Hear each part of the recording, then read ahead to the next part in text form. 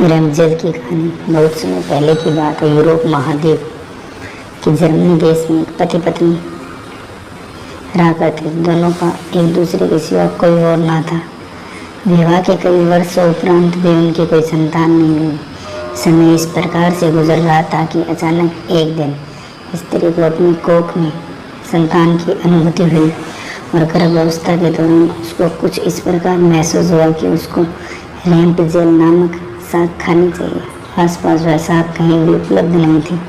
पति पत्नी जादूगरनी के बगीचे के समीप ही रहते थे। पत्नी के मन की बात जब पति ने सुनी तो पति ने उससे वादा किया कि वह उसके लिए रेमजेल नाम की वह साग साथ लेकर आएगा। बगीचे में चोरी से घुसकर उसने वह साग अपनी पत्नी के लिए तोड़ी और यह क्रम कई दिनों तक चलता रहा। एक दिन बगीचे की मालकिन जादूगरनी ने, जिसका नाम डेम गोथल था, उसे यह चोरी करते हुए देख लिया और जादूगरनी ने पति को बंधक बना लिया। पति जादूगरनी के सामने बहुत गिड़गिड़ाया और अंततः जादूगरनी एक शर्त पर वह साग उसकी पत्नी के लिए देने के लिए राजी हो गई। शर्त यह थी कि संतान के जन्म के बाद वह उसे जादूगरनी को सौंप देगा। मायूस मन से पति ने उसकी वह बात मान ली और बच्चे के जन्म होते ही उसने जादूगरनी के हाथों अपनी पुत्री को सौंप दिया। जादूगरनी ने अत्यंत मनोयोग से उसकी पुत्री का पालन पोषण किया और उसका नाम उसी साग के नाम पर रेमजेल रखा। रेमजेल एक अत्यंत रूपवती कन्या के रूप में धीरे धीरे विकसित होने लगी। उसके सुनहरे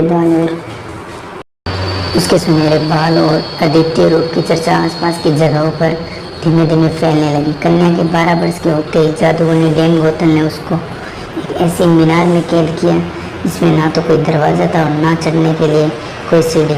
इसमें एक ऊंचे स्थान पर एक कमरा था जिसमें कि केवल एक खिड़की थी। जादूगरनी अपनी जादुई शक्तियों के माध्यम से छोटी बच्ची तक पहुंचती और हर दिन उससे मिलने के लिए दिन के समय जरूर आती। इस प्रकार से दिन बीतने लगे। वह बच्ची बड़ी होकर एक अत्यंत रूपवती स्त्री के रूप में विकसित हुई। उसके लंबे घने सुनहरे बाल इतने लंबे हो गए। बाद में जादूगरनी उनके सारे मीनार पर चढ़कर कमरे में आने और जाने लगे। ऐसा करते वक्त वह रेमजेल को पुकारती और कहती, रेमजेल अपने बाल गिराओ ताकि मैं तुम्हारे सुनहरे बालों पर चढ़कर ऊपर आ सकूं। समय इसी तरह से गुजरता गया और एक दिन किसी राज्य के राजकुमार घूमते घूमते उसी क्षेत्र में आ गया जहाँ पर रेमजेल उस मीनार में रहती थी। रेमजेल की आवाज़ में अद्वितीय मिठास थी। जब वह गाती थी तो जैसे समय ठहर जाता था। एक दिन राजकुमार को टहलते टहलते एक मधुर आवाज़ सुनाई पड़ी।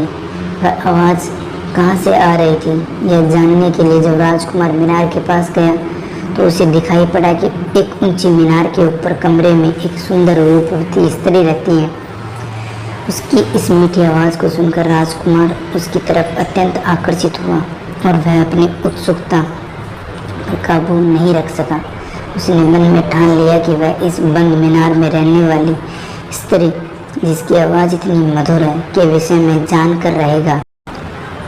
एक दिन जब दिन के समय जादूगरनी रेमजेल से मिलने के लिए आई तो उसने जादूगरनी को वह शब्द कहते और बालों के जरिए ऊपर चढ़ते हुए देख लिया।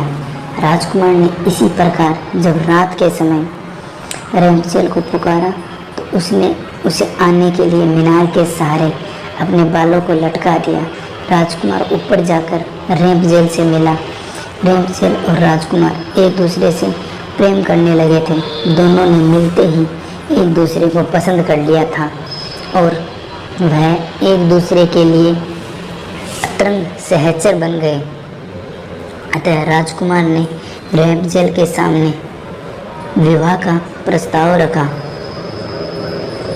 रेमजेल इस पर सहमत हुई और दोनों का मिलना जुलना धीमे धीमे बढ़ने लगा।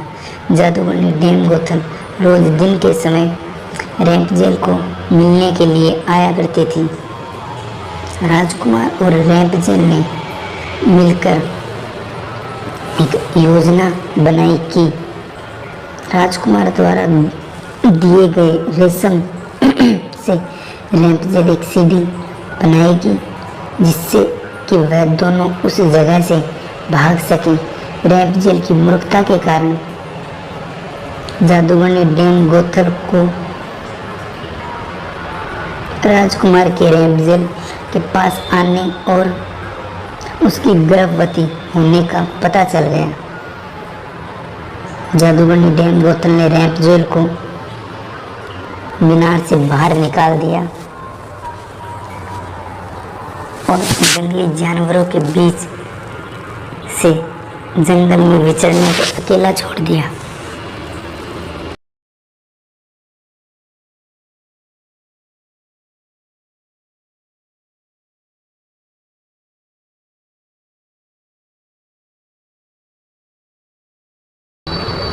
और वह स्वयं उस मीनार के कमरे में जाकर छुप गई। राजकुमार के चढ़ने के लिए उसने रैंप जेल के बालों को काटकर उन्हें मीनार से बाहर लटका दिया ताकि राजकुमार ऊपर चढ़ सके और उसे कोई शंका ना हो। जब राजकुमार रैंप जेल से मिलने के लिए उस रात आया तो रैंप जेल की जगह जादूगरने को पाकर वह भयभीत हो गया और मीनार से कूद पड़ा, जिससे कि नीचे पड़े कांटों से उसकी दोनों आंखों की रोशनी चली गई। जब राजकुमार नीचे गिरने लगा उसके हाथ में रैंप जेल के कटे हुए बाल आ गए और रैंप जेल की लंबी बालों की लट राजकुमार के साथ ही नीचे गिर गई। नीचे उतर पाने का कोई अन्य तरीका न होने के कारण जादूगर ने डैम गोथल उस मीनार में फंस गई और अंततः मृत्यु को प्राप्त हुई। अपनी आंखों और अपनी प्रेमिका को खो देने के बाद राजकुमार निराश होकर अंधा होकर जगह जगह भटकने लगा। कई महीने तक इस प्रकार भटकने के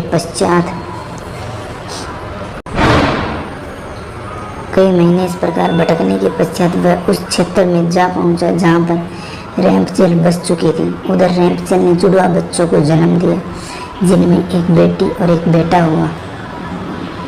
इस तरह कुछ समय तक एक दूसरे के बिछुओं में रहने के बाद अंततः दोनों उसी राज्य में एक स्थान पर मिले और उनके मिलने से चमत्कार स्वरूप